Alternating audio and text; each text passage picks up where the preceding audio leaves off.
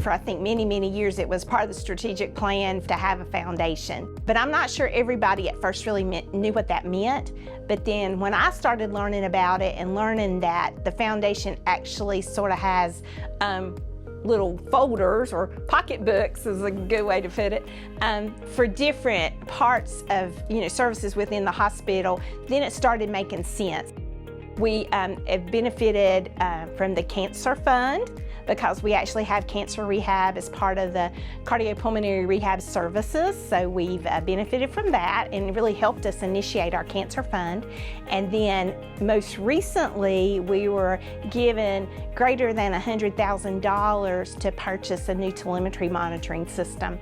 And the very first thing that happened was one of the nurse practitioners came up and said, "We have a patient here in the hospital who needs a life vest." And a life vest is just simply a defibrillator that the person wears, and if they have like congestive heart failure and their ejection fraction or their heart does not pump well, then the life vest kind of works as a kind of a bridge until they can start them on medicines and possibly do a pacemaker or just some other things to help them, live, honestly. And his ejection fraction, like a normal, for most of us, is gonna be in the 80s. A lot of our patients here is probably in the 60s. His was like 10. And so we were able that very day to use the money from the foundation to rent him a life vest. There are a lot of people that we see here in cardiac rehab that don't have the resources. Co-pays are sometimes just outrageous. It is not uncommon for us to have a patient that their co-pay is $75 a session. Well, they come here for 36 times, so if you say 75 times 36, not very many people can afford that.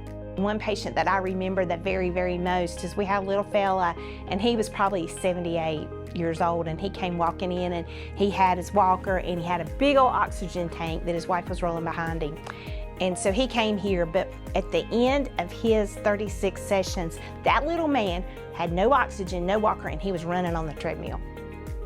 So what if one of those people that couldn't afford to come were able to come here because of funds from the foundation, funds that were provided through the Heart of Jazz and the cardiovascular services, that they could come here and they'd be that person. They'd be somebody that really couldn't do anything, and at the end of their session, they could actually run. I don't know, to me, that's what it's all about.